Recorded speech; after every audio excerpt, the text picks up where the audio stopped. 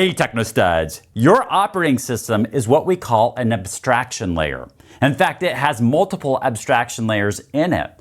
But what is an abstraction layer? Let's get into that in this lesson. Your operating system is an abstraction layer. That is, we don't interact directly with that hardware. We don't send hardware level commands to interact with that hardware. Instead, we interact with the OS, which then in turn operates the hardware. And so that's what we call an abstraction layer. In short, the word abstraction just means a representation. We can see this with an art form called abstract art. With abstract art, we don't see the exact image or somebody trying to mimic real life exactly, but some sort of representation of that. And this one here, it looks like there's some sort of bull in here, some sort of wolf or dog.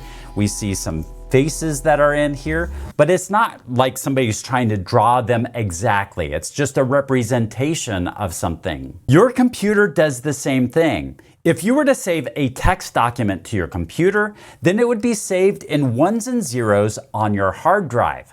But when it comes to whatever folder it's stored in, those are just pointers, kind of made up representation by your computer. There's really not folders that are on your hard drive. There doesn't save files in a folder structure. So what is happening is it's creating an abstract layer to us. It's creating this environment that we can interact with that lays between us and the computer. Without that abstraction layer, we would have to feed code directly into the computer that computer would understand. We'd have to feed the ones and zeros into that computer in order for it to do its processing. In fact, that's what we used to have to do. We would have these punch cards and we would have to punch out the code for the computer.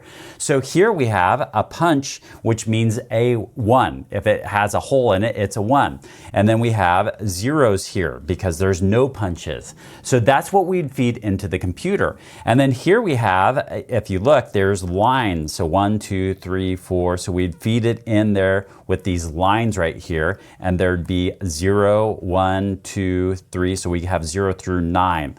So this is a piece of information that we would feed into there.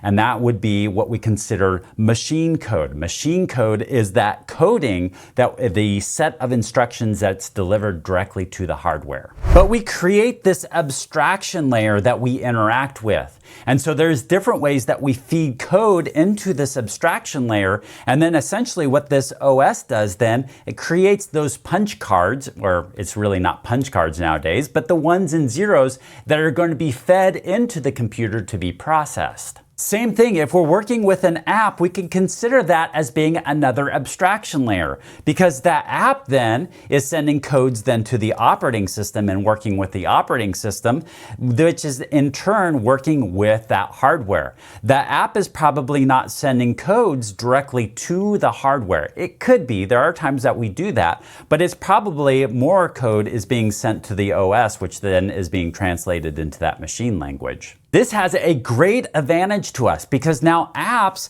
have very similar looks and feels. And so whatever operating system we have probably has very similar apps in the way that they're laid out and how we interact with them. This also allows application and coding advantages too, because now somebody who's developing an app doesn't need to reinvent the wheel. That is, they don't need to recode everything to interact directly with the machine. Instead, it will utilize some of the components that the OS offers, and so that way it can just say, hey, I want to do a save as, and then the OS will handle it from there. Now, the idea of an abstraction layer is just a general term, and so we actually apply it in multiple ways. And as I mentioned, the operating system is both an abstraction layer, and there are actually multiple abstraction layers within this OS as well.